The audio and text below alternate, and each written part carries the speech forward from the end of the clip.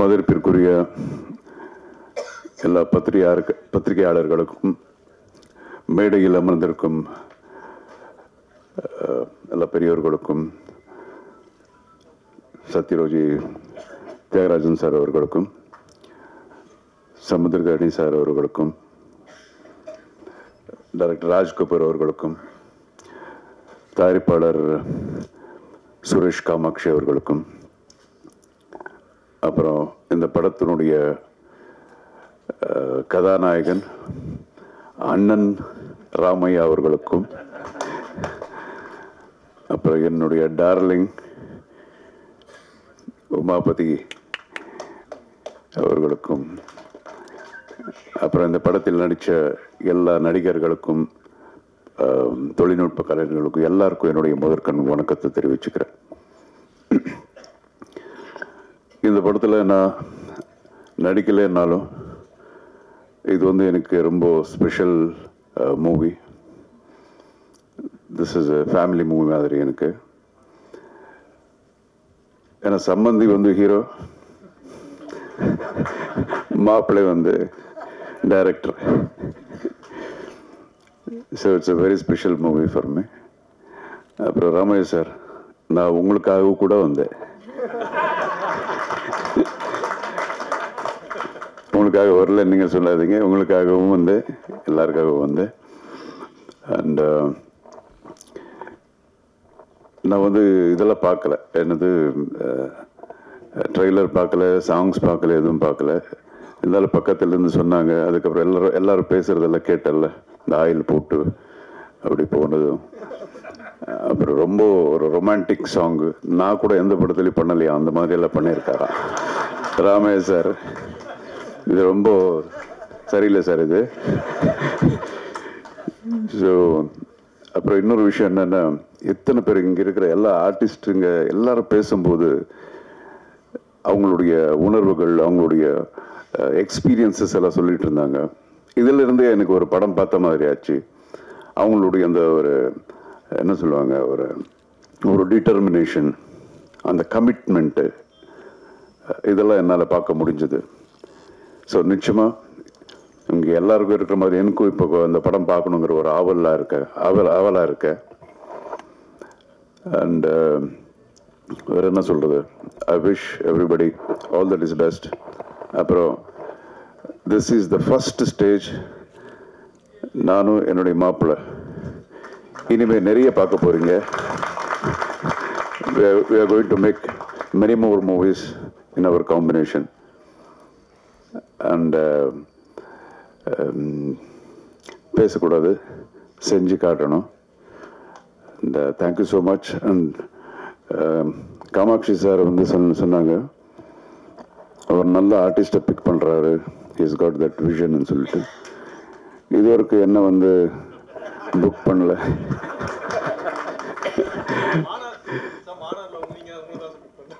அப்படியா, சரி மன்னிச்சிருங்க. Anyway sir, thank you so much, all the best, God bless everyone. And I wish my Maapla all the best, many more movies, awards, rewards எல்லாம். அதே மாதிரி என்னுடைய producer Kamakshi அவர்களுக்கும் இந்த படம் மிகப்பெரிய வெற்றிகரமான ஒரு படமாக அமையணும்னு சொல்லி நான் இந்த கடவுளை வேண்டிக்கிறேன். ஜெய்ஹிந்த். ஒரு மேடையாக இருந்தால் செயற்கையாக கைத்தட்டலுக்காக செயற்கையாக புனைந்து பேசிடலாம். இதை அடி மனசுலேருந்து ஆத்மாவிலேருந்து பேசணும். கொஞ்சமாக பேசினா போதும்.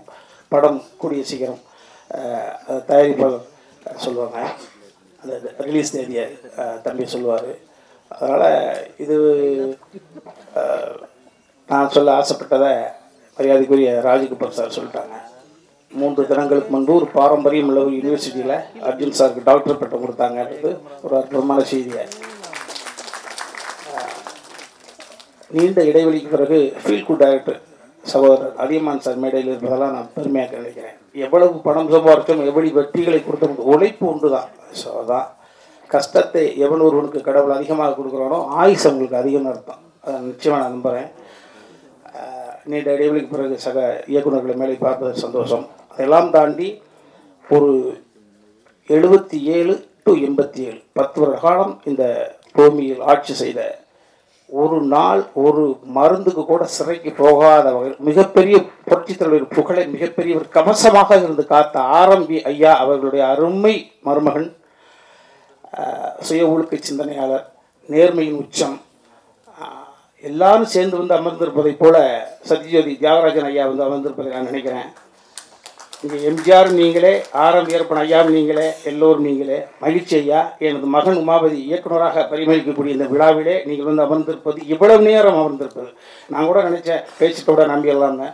ஆனால் நீங்கள் ஆசைப்பட்டு அமர்ந்திருக்கிறீங்க, மறக்க மாட்டேங்க ஐயா. உங்களுடைய பொன்னான நேரம், ஒரு குடும்ப விழாவிலிருந்து வந்து உங்களுடைய அந்த பிள்ளையை ஆராதனை பண்ணுறீங்க, ஆசீர்வாதம் பண்ணுறீங்க. வாழ்க்கையில் எந்த நிதியும் மறக்க மாட்டேன். ரொம்ப மகிழ்ச்சிங்க ஐயா. அடுத்ததாக நான் ஃப்ளோவாக பேசுகிறதில்ல, தம்பி சுரேஷ் காமாட்சி வந்து இந்த கதையை தம்பி வெற்றி குமரன் சொன்னதை போல் ஒரே சந்திப்பு 2 மணி நேரம் படத்தை இப்படி ஓட்டி ஒரு சந்திப்பில் காமிச்ச தம்பி அண்ணன் அடுத்து என்ன பண்ண போறீங்க நாப்பில். திரும்பவும் சொல்லுகிறேன், இது சபைக்காக கிடையாது. இந்த கதை உருவானதற்கான காரணம், நான் சின்ன வயசில் என்னை விட வயதில் மூத்தவர்கள், என்னை விட இந்த பூமியை முதல்ல பார்த்தவர்கள், அவர்கள்ட்ட பார்த்த உடனே, அது குறிப்பாக கிழவிகளாக இருந்தால், கிழவனாக இருந்தால் 10-12 வயசில் அருகில் அமர்ந்து சுருங்கி போன தசையை தடை விட்டு அவருடைய வாழ்க்கையை நான் கேட்பேன். தாத்தாவுக்கு உனக்கு எத்தனை மாதிரி சண்டை பிடிச்சி, ஃபர்ஸ்ட் நைட்டே நினச்சா இல்லை கொஞ்சம் 5 நாள் செடு நினச்சா, சண்டை போட்டு பிரிஞ்சது போய் யார் முதல்ல போய் பேசுவாங்க, அப்படியா? ஓஹோ. இப்படி அந்த மலரும் நினைவுகளை கிளறி விட்டு அப்படியே கொட்ட வச்சிருவாங்க. கட்ட கட்ட கட்ட பேச்சு துணைக்கு ஆளாமல் இருக்கக்கூடிய பெரியவர்களிடம் பேசுகிற பொழுது அவர்கள் வாழ்ந்த வாழ்க்கையை வரிசைப்படுத்திடுவாங்க. ஸோ அது இளம் பிராயத்தில் எனக்கு ஒரு கருத்து. அதனால தான் வாய் திறந்தால் பேசக்கூடிய சக்தி இருந்ததுன்னா அந்த இதெல்லாம் இந்த ஸ்டோரேஜ். அதற்கு பிறகு ஓரளவு இந்த திரையுலகம் எனக்கு ஒரு சிறிய பெயரை கொடுத்த பிறகு, சகோதரர் பிரபு சாலமன் மூலமாக ஒரு பெயர் எனக்கு கிடைத்த பிறகு, நான் என்னை பார்க்கக்கூடிய பெரிய தொழிலதிபர்களாக நான் அவுட் ஆஃப் சப்ஜெக்ட் பேசுகிற பொழுது, தத்துவம் பேசுகிற பொழுது அப்படி மடை திறந்த விளம்ப உண்மையை கொட்டிடுறாங்க. அது தனுசு ராசி, மீன இலக்கணம், புரோடா, அது நம்ம தான் தோணுது, எல்லாம் சொல்லிடுவாங்க. அப்படி நிறைய தொழிலதிபர்களுடைய கதையை நான் கேட்கிற பொழுது, ஒரு குறிப்பிட்ட ஒரு தொழிலதிபர் மனிதன் புனிதராக இருக்கக்கூடிய ஒரு அற்புதமான ஒரு ஆத்மா, அவருடைய நினைவுகள், அவர் வாழ்ந்த வாழ்க்கையை, அவர் ஒட்டுமொத்த ரகசியத்தையும் பச்சை குழந்தை போல இளநிக்கக்கூடிய தண்ணி போல அப்படியே கொட்டி தீர்த்தாரு. அது உள்ளுக்குள்ள இருந்தது. சரி, இது எப்பாவது வடிவப்படுத்தணுமே அப்படின்னு நினைக்கிற பொழுதுதான் எனது தாய் எனக்கு கொடுக்கவில்லை. ஆனால் இன்னொரு தாய்க்கு பிறந்து எனக்கு தம்பியாக இருந்து என்னை தாங்கி பிடித்து கொண்டிருக்கக்கூடிய என் வாழ்க்கையினுடைய மிச்சம் உச்சம் எல்லாமே சமுத்திரக்கனி தான். அதை எல்லா இடத்துலையும் சொல்லுவேன். இந்த சினிமா என்னை எத்தனையோ புரட்டி எடுத்திருக்குது. என்னை பயன்படுத்துவார்கள், பயணம் செய்வார்கள், பயணத்தோடு இருப்பார்கள். என் பக்கத்திலும் இருப்பான் என்றால் என் அன்பு தம்பி சமுத்திரக்கனி தான். எனது ஒட்டுமொத்த உறவுகளும் ரத்த சொந்தம் ஒட்டுமொத்தமாக விட்டாலும் தம்பி வீட்டில் போனால் தனியாக சந்தோஷமாக பார்த்துக்கலாம். அதை விட்டு தான் என் வீட்டை மிரட்டிக்கிட்டே இருக்கேன் நான். ஏய் என் தம்பி இருக்கான், ஏய் என் தம்பி கொஞ்சம் அப்படி மரியாதை 7 மணிக்கு கொடுத்து 7:10 வந்தாவே எனக்கு தாழ்வு அனுப்பான். என்னடா 5 நாள் ஷூட்டிங் போல என்ன 7:10 வருது காஃபி? ஓ அப்போ தம்பி சமுத்திரக்கனிக்கு போன போட்ட வேண்டியதான். வேறு வழியில் ஒரு பிள்ளைய வச்சு தான் வாழ்ந்துக்கிட்டு இருக்கேன். இப்போ அப்போ உமாபதிக்கெல்லாம் பெரிய தடி விட்டு அங்கே போயிடுவார். இது என்னடா? ஸோ அந்த மாதிரி சமுத்திரக்கனி யார் படைப்பார்? ஒரு குணச்சித்திர நடிகன் நல்லா நடிப்பார், எல்லாருக்கும் தெரிஞ்ச விஷயங்கள் தான். வினோதய சித்தம் என்ற ஒரு கதையை எனக்கு அவர் படைத்து போகிற இட வார இடமெல்லாம் என்னை கொண்டாட வைக்கிற பொழுது எனது அன்னைக்கு சம்மதி சார், அர்ஜுன் சார் கூட சொன்னாங்க, என்ன நான் பெங்களூரில் உட்காந்துட்டு இருக்கேன், இது ஒரு படம் பார்த்தாங்க சார். அதான் சார் வினோதய சித்தம். ஓ அப்போ தெரிஞ்சுக்கிட்டு பார்க்காம சார் பார்த்துட்டேன் என்று சொல்லிட்டார்.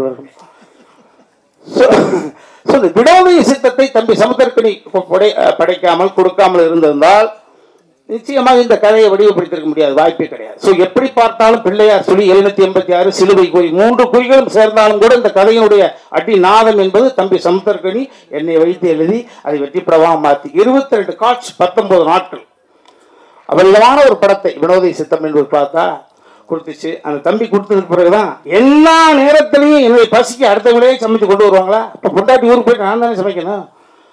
அதை இப்போ எனக்கென்று எப்பொழுதுமே ஒரு கதை வரும் என்று நான் மற்றவர்கள் எதிர்பார்க்க முடியாது. நாமளே சமைச்சு சாப்பிடுவேன். இந்த கதையை சமைத்தேன். நல்ல உணவை கொடுத்த பிறகு நானே சமைத்து அந்த உணவு. ஸோ அந்த உணவை யாத்திராக கொண்டு ஷேர் பண்ணிக்கிறது பொழுது தம்பி சுரேஷ் காமாட்சி அவர்கிட்ட. ஸோ உருவானதுக்கு முதல் காரணம் அவர், அது கதையானதுக்கு காரணம், அது காவியமானதுக்கு காரணம் என்பது தம்பி சுரேஷ் காமாட்சி தான் சொல்லுவேன். எல்லாமே நம்ம எல்லாருமே பிள்ளைகளுக்காக தான் வாழ்கிறோம். ஊடக சகோதரர்கள் சகோதரிகள் நீங்கள்லாம் எல்லாமே நம்ம பிள்ளைகளுக்காக தான் வாழ்கிறோம். ஏன்னா அந்த பிள்ளைகள் எந்த பிள்ளையும் நம்மளை கேட்கப்பார்கள். நம்ம சந்தோஷமாக இருந்தோம், எப்போ சந்தோஷமாக இருந்தாலும் உருவானான்னு யாருக்கு தெரியும்? உன்னை நான் எதிர்பார்த்து வளர்க்குறேன், எதிர்பார்த்துருக்கா வளர்க்குறேன், எதுக்கு எதிர்பார்த்து வளர்க்குறேன்? யாரும் ஏய் பெற்றுட்ட வளர்த்த எதிர்பார்த்து வளர்த்து சொல்லக்கூடாது. 10 மாதம் அதையும் கூட நகைச்சுவைப்படுத்திருப்போம். என்ன 10 மாதம் உள்ளுக்குள்ள இருட்டு, ஒரு ஃபேன் இல்லை, ஒரு லைட் இல்லை, கரண்ட் படுக்க பெஞ்ச் இல்லை, பேச்சு துறைக்கு ஆள் இல்லை, அதை கூட நகைச்சுவை பண்ணியிருப்போம். அதே போல இந்த உலகத்தில் எதிர்பார்த்து எது கிடையாது. அவன் நம்ம கண்ணு முன்னால குழந்தைங்க ஸ்டடி ஆயிட்டாங்க அப்படின்னா அதுதான் இந்த பூமியில நம்ம 50 60 வயசுலையோ 70 வயசுலையோ 80 வயசுலையோ கண் மூடுகிற பொழுது நமது குழந்தைகள் இந்த உலகத்தில் தனியாக இருக்கிறார்கள், திறனாக அந்த நம்பிக்கை இருந்துச்சுன்னா அந்த ஆத்மா அமைதி படைக்கிறது. அமைதி அடைஞ்ச சொர்க்கத்துக்கு போகுது.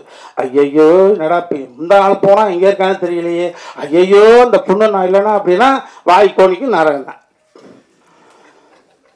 எவ்வளவு சொத்து இருந்தாலும் அந்த வகையில உயரத்தில் இருக்கக்கூடிய அனைவருமே துயரத்தில் தான் இருக்காங்க. நிறைய பேர் பார்க்குறவங்க எல்லா தொழிலும் அடைவோம் நாங்கள் கம்பெனி ஏழை அப்படி நம்ம சரியான ஐயா சூப்பரியா அப்படின்னு நிறைய 95% உயரத்தில் இருக்கக்கூடிய அனைவருமே அது அதிகார ரீதியாக இருந்தாலும் சரி, பணம் படைத்து இருந்தாலும் சரி, அவர்களுக்குள் மிகப்பெரிய ஒரு கொடுமையான உணர்வு தவிச்சு தப்பி வெளியில சொல்லாம அது என்னை பார்த்தவுடன் சொல்றாங்க. இந்த கதை நிச்சயமாக உணர்த்தாது, உணர வைக்கக்கூடிய வகையில இந்த கதையை நான் தான் டைரக்ட் பண்ண சொல்லிக்கிட்டு இருந்தேன். தம்பி சுரேஷ் காமத்தி ஆசை இருக்கு மாதிரி போர் தம்பி சுரேஷ் பார்த்துச்சு, அண்ணே இனிமேல் புகழ வாங்க ஃபர்ஸ்ட் ஷாட் 2 பேரும் கம்பைன் டைரக்டர் போடணும்னு நினச்சிக்கிட்டு இருந்தோம். தம்பி ஒத்துக்க மாட்டேன்ட்டான், உமா ஒத்துக்க மாட்டேன்ட்டான். அப்பா நான் உங்களுக்கு அசோசியேட்டாக பண்ணி கொடுக்குறேன். ஆனால் ஃபர்ஸ்ட் டே என்னடா நான் த்ரூட்டாக நினைக்கிறேன்டா, நான் ஆக்சிடென்ட் மூஞ்சி கோடினுடா, கொஞ்சம் நான் ஓய்வு எடுக்கிற அப்படியே 2 பேரும் நான் த்ரூட்டாக நடிக்க போகிறேன். தம்பி அண்ணன் நடிக்க போது உனக்கு என்ன பிரச்சனை இல்லைப்பா, டைவெர்ட் ஆகக்கூடாது அப்படின்ற கூட. அப்போ சுப்பிரமணியபுரம் என்ற ஒரு படத்தினுடைய விஷயம், சுப்பிரமணியபுரம் என்ற படத்தில் தம்பி நீ என்னுடைய மகன்றதுக்காக யாரும் பார்க்க மாட்டாங்க, உன்னுடைய தனித்தன்மை என்ன இருக்கு, அவன் தனித்தன்மை ப்ரூவ் பண்ணால் மட்டும்தான் அவன் மீது ஒரு மரியாதை வரும். ஸோ அந்த வகையில் சுப்பிரமணியபுரம் என்ற படம் அந்த படத்தில் அவர் தானப்பா டைரக்டரு, அப்போ ஹீரோ ஒத்துட்டாங்க. அப்போ தனித்தன்மை பொறுப்புணுவதற்கான ஒரு விஷயம் இதையெல்லாம் தம்பி சுரேஷ் காமாட்சி உள்வாங்கி அண்ணன் அழகா பண்ணுது தம்பி, நீங்கள் ஒத்துக்க மாட்டேங்கிறா தம்பி ஒரே நிமிஷத்தில் பேசி ஒர்க் அவுட் பண்ணி என்னை இயக்குநராக கொண்டு வந்திருக்காப்புல. அப்போ எனக்கு ஒரு மூத்த மகனோ அல்லது என்னை ஆளுமை செய்யக்கூடிய எனது அப்பாவோ இருந்திருந்தால் நான் சொல்வதை கூட என் பையன் கேட்க வேண்டிய அவசியம் கிடையாது, எங்கள் அப்பா சொன்னால் கேட்பாங்க. அதே போல் ஒரு தந்தை ஸ்தானத்திலிருந்து அவனை இயக்குனர் ஆக்கியிருக்காங்கப்பா. ஆமாம், எங்கள் அப்பா இருந்திருந்தாருன்னா ஜெகநாதன் பிள்ளை இருந்திருந்தான்னு எதை செய்திருப்பாரோ அதை செய்திருங்கப்பா. வாட் எவர் இட் இஸ், உன் வாழ்க்கையை நாங்கள் 2 தடவை கலந்துருப்போம். எவ்வளோ உயரத்துக்கு பாருங்க இன்னொரு வேல் சென்றாலும் உனக்கு கடமைப்பட்டவனு சொல்லிட்டான். நான் சொல்லாமல் இருந்தது தான் சங்கட்டம், ரொம்ப மகிழ்ச்சி. ஸோ இந்த எல்லா தம்பிமார்களும் இந்த படத்தில் நடித்த அத்தனையும் நிறைய நிகழ்வுகள் இருக்குது, அதை நாங்கள் ஷேர் பண்ணிப்போம். ஆமாம், மீண்டும் நான் சொன்னால் செயற்கையாக இருக்கும். இந்த படம் நிறைவாக வந்திருக்கு, எனக்கு பிடிச்சிருக்கு. ஆமாம், அது எனக்கு பிடிச்சிருக்குன்ற காரணத்தினால தான் இவ்வளோ நேரம் சிரித்த பாருங்க, முகம் நல்லா இருக்குது. என் மனைவி வந்திருக்காங்க. ஆமாம், எனக்கு வாழ்க்கையில் ஏற்ற இறக்கம் எனக்கு இனிமேல் அவள் தான். எங்கள் அம்மா இல்லை, எங்கள் அப்பா இல்லை. என் தாயாகவும் தந்தையாகவும் பார்க்கக்கூடிய மனைவி தன் மகன் எனக்காக வரல, அது திரும்பி சொல்கிறேன். அர்ஜுன் சார் எனக்காக வரல, அதையும் சொல்லி பண்ணேன் நான். ஆமாம், இதெல்லாம் நிறைய சொல்லி பண்ணாங்க. என் மனைவி எனக்காக வரலன்ற போது பாருங்க உமாபதிக்காக தான், சிவமகனுக்காக தந்தைய தாய். அதே மாதிரி என் மகள் எந்த நிகழ்வுகளுக்குமே போனதில்லை, ஜஸ்ட் ஒரு கோல்டு மெடல் வாங்கின புள்ள. ஆமாம், அது வந்திருக்கு. என் மருமகன் மேலே உட்காந்துருக்காரு, அந்த வாய்ப்பு கிடச்சிச்சு, அவரையும் 2 சீல் நடிக்க வச்சுக்கிட்டோம், ஓட்டு லாக் பண்ணி வச்சிருந்தோம் இல்லையா. ஆமாம், அதே மாதிரி எங்களுடைய இன்னொரு மகள் எங்கள் குடும்பத்துக்கு வந்த ஐஸ்வர்யம், பெரிய பெரிய கொடை, காலம் எங்களுக்கு கொடுத்த கொடை, ஒரு 6-7 மொழிகள் பேசக்கூடிய அளவுக்கு வல்லமை. புரட்சி தலைவி ஜெயலலிதா அம்மாவுக்கு பிறகு பல மொழிகள் பேசக்கூடிய சீதா பயணம் என்ற ஒரு படத்தில் அவங்களுக்காக வச்சு மிக பிரமாண்டமான படைப்பை, தனது மகளுக்காக ஒரு படைப்பை எடுத்திருக்காங்க அர்ஜுன் சார். ஆமாம், அவருடைய உடன்பிறந்த தங்கை அஞ்சனா பாப்பா வந்திருக்காங்க. இது ஒரு அற்புதமான குடும்ப விழா, அதை இனி பல வருடங்களாக பார்த்துருக்குறீங்க. அன்பு தம்பி சமத்திற்கு நீங்கள் 5:30 மணி ஃப்ளைட் பிடிச்சி ஃபுல்லாக ஓடி வந்து உட்காந்துட்டு இருக்கு. ரொம்ப மேலே சொல்ல மாதிரி எல்லோருமே நல்லவர்கள் மாதிரி நல்லவர்களெல்லாம் சேர்ந்து ஒரு காரியத்தை செய்கிறோம், அது நல்லதாகவே நடக்கும். அந்த நல்லதை உங்களோட மட்டும்தான் நாங்கள் செய்வோம். எனக்கு இனிமேல் ஒன்றும் பிரச்சனை கிடையாது. கனவுகள் நிறையாக இருக்கிறது. இந்த சபையில் அவையில் அமைந்திருக்கக்கூடியவர்களுடைய துயரத்தில் ஷேர் பண்ணிக்கொண்டு நிறைய நாள் கனவு. இப்போ தான் மகனுக்கு கல்யாணம் ஆகிருக்கு. நான் வல்லமை கொண்டவனாக எனக்கு இருக்கிற பொழுது நிச்சயமாக அதை உங்களோட நான் ஷேர் பண்ணிப்பேன். ஏன்னா உலக இவ்வளோதான், எவனுக்கு எப்போ எதுன்னே தெரியாது. இந்த படம் நிச்சயமாக இந்த ராஜா கிளி கூண்டுக்குள்ளே இருந்துச்சு, இப்போ ஒரு அற்புதமான தருணத்தில் கூண்டு விட்டு வெளியில் வந்து பறக்குது. மறுபடி எங்கள் ஐயா சொன்ன மாதிரி தான் தங்க கிளியாக பவனி வர எல்லாம் இறைவனை பிரார்த்தனை பண்ணிக்கிறேன். யாரையாவது விட்டுருந்தால் நிறைய மேடைகள் இருக்கு, அங்கே பேச போகிறோம், சேனல்ல விடாது. அதனால் யாராவது விட்டுருந்தா பண்ணிக்கப்பா ஃபோன் போட்டு அழுகாதீங்களா, மகிழ்ச்சி. அப்புறம் என்னையும் நாயகனாக ஒத்துக்கிட்டு இந்த பாடல்களுக்கு நடிப்பதற்கு ஒத்துக்கிட்டு அந்த பொண்ணுங்களாம் எதற்கா? ஐயோ இல்லை, சினிமா அப்படி இல்லை. இப்போ அதில் அனுபவம் தான். அந்த அனுபவங்கள் உள்வாங்கிக்கிறது பெர்ஃபார்ம். என் மேலே எனக்கு நம்பிக்கை இருக்கா? நான் எப்படி ஒரு அரவிந்த் சாமி சாருக்கு எனக்கு என்ன பெரிய ஒரு 45 வயசாக வித்தியாசம். என் மீது உண்ட நம்பிக்கை அவருக்கு தந்தையாக நடித்தேன். அதே போல எனக்கு அற்புதமான சகோதரி சொன்னாங்க ப்ரெஷ்ல, ராஜா இங்கே கிளிகள் இங்கே, ராஜா இங்கே கிளிகள் இங்கே. இன்னும் 2 கிளி இருக்குது. அந்த 2 கிளி அந்த கிளிக்கு ரெக்கம் எடுத்து கொஞ்சம் பறந்தாங்க தெரியுது. ஸோ எல்லாம் இறைவனுக்கு நன்றி. உங்கள் அனைவருக்கும் 9 மணி வரைக்கும் இருக்கிறீங்க. ஐயா நெல்லை சுந்தரராஜன் சார் ரொம்ப மகிழ்ச்சி. எல்லாருக்கும் நன்றி, எல்லாருக்கும் நன்றி. இறைவனுக்கு நன்றி. நான் வினோத சித்தம் பண்ணிவிட்டு உங்ககிட்ட சொன்னது தான் திரும்ப சொல்கிறேன். காலம் நம்ம எதுக்கு வேணாலும் ஆசைப்படலாம், ஆனால் நமக்கு எப்போ தரணும், எந்த சூழ்நிலையில் அதை கொடுக்கணும்னு முடிவு பண்ணுறது காலம்தான். ஏன்னா கடந்த ஒரு வாரமாக பயணங்களில் இருக்கும்போது எல்லாமே ஃப்ளைட் லேட்டாகவே இருந்தது. இன்றைக்கி மட்டும்தான் நான் வேணுனேன், ஒன்றும் இல்லை. ஏன்னா காலதாமதம் ஆயிடக்கூடாது, சரியாக போயிடணும், சரியான நேரத்துக்கு போய் நிற்கணும் அப்படின்றதுக்காக வேணுனேன். இன்றைக்கி கரெக்ட் டைமில் எடுத்துட்டாங்க. ஒரு சில நேரத்தில் நம்ம போகும்போது எல்லா டிராஃபிக் லைட்டுமே க்ரீனில் இருக்கும். அது எல்லாமே காலம்தான், காலம் முடிவு பண்ணுறது தான். இதை நான் ரொம்ப நம்புகிறேன், இந்த நொடி வரைக்கும் நம்புகிறேன். ஏன்னா பல எதிர்பாராத அதிர்ச்சிகளையும் ஆச்சரியங்களையும் நமக்கு காலம் கொடுத்துக்கிட்டே இருக்கு. ரொம்ப சந்தோஷமாக இருக்குது இந்த நிகழ்வு. ஒரு இயக்குனருடைய 3 படைப்புகளை பார்த்தா போதும் அந்த இயக்குனருடைய கேரக்டர் தெரியும்னு சொல்லுவாங்க. அது இயக்குனருக்கு மட்டும் இல்லை, தயாரிப்பாளருக்கும் பொருந்தும்னு நான் நினைக்கிறேன்.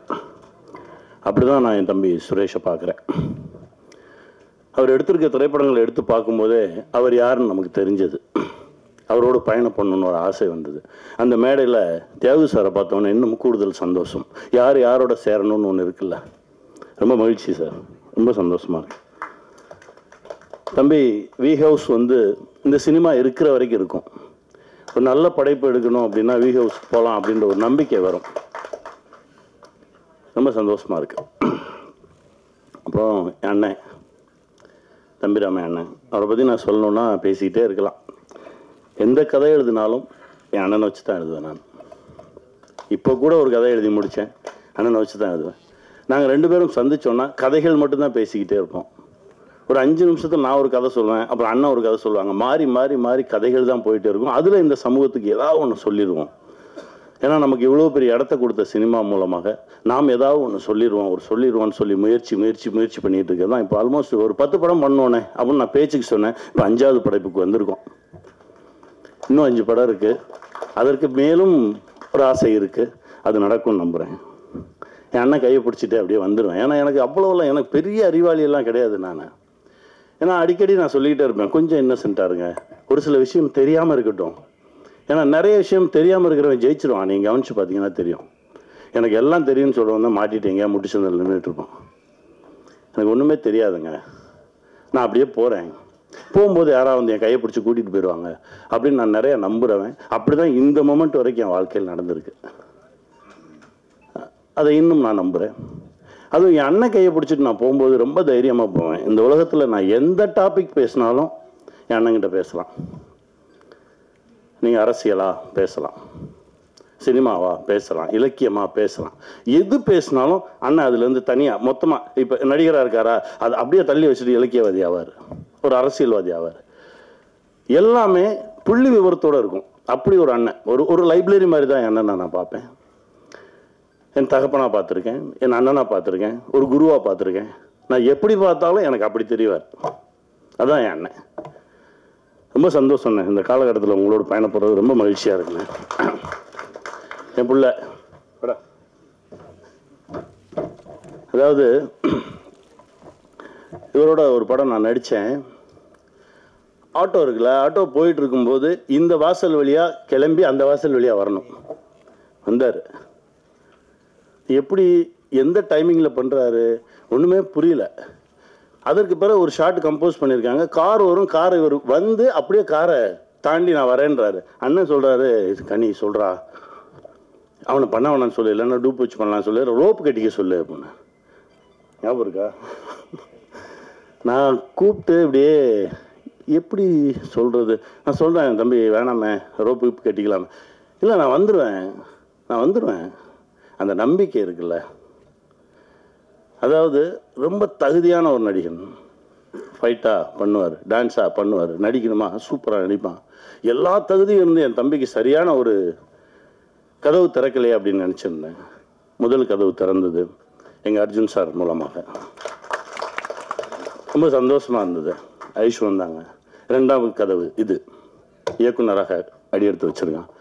இதற்கு பிறகு நான் தான் சொல்லிக்கிட்டே இருப்பேன், பார்க்கும்போதெல்லாம் சொல்லேன், நீயே எழுது, உன்னுடைய ப்ளஸ் என்ன, உன்னுடைய மைனஸ் என்ன ஒதுக்கி வச்சிரு, உன்னுடைய ப்ளஸ்ஸை வச்சு எழுது, கூடவே நிற்கிறேன், எடுப்போம், நம்முடைய எல்லா தகுதிகளையும் வச்சு சரியான ஒரு படைப்பை கொடுப்போம். அடுத்த படைப்பு அதுவாக இருக்கணும்னு நான் ஆசைப்பட்றேன். செய்வோம். ஏன்னா அவருடைய உழைப்புக்கும் ஒழுக்கத்துக்கும் இன்னும் பெரிய பெரிய தளங்களில் என் தம்பி வந்து நிற்பான். கூடவே நானும் நிற்பேன். வாழ்த்துக்கள்றா தம்பி. ராஜா கிளி எங்கள் அண்ணன் பல முறை பேசும்போது பல கதைகள் சொல்லியிருக்கான்னு சொல்லல, அந்த மாதிரி இது ஒரு கதை. நிறைய நிஜங்கள் பேசக்கூடிய ஒரு கதை. நான் சொல்கிற மாதிரி தான் ஒரு காலம் மனிதனை எங்கெல்லாம் கொண்டு போய் நிறுத்துது. நீங்கள் எவ்வளவு நல்லவங்களா வேணாலும் இருங்க, ஆனால் இந்த உலகத்திலிருந்து தப்பிச்சு போயிடவே முடியாது. என் நண்பன் தாமிரா ஒரு கவிதை எழுதியிருந்தான், இந்த உலகில் இருந்து யாரும் அவ்வளவு எளிதில் தப்பி சென்று விட முடியாது, நீ பதில் சொல்லிட்டு தான் போகணும். அப்படிதான் இந்த கதை. இவ்வளோ சொன்ன போதும் இல்லைண்ணே, இதுக்கு மேலே பேசணும். இதுதான் காலத்துக்கிட்ட பதில் சொல்லாமல் யாருமே தப்பிச்சு போயிட முடியாது. ஒரு காலம் நம்மளை எங்கெல்லாம் கொண்டு போய் நிறுத்தும். அதனால் முடிஞ்ச வரைக்கும் உண்மையாக இருந்துருங்க, எளிமையாக இருந்துருங்க. காலம் நம்மளை கைப்பிடித்து தூக்கி செல்லும். வெல்வோம். வாழ்த்துக்கள்.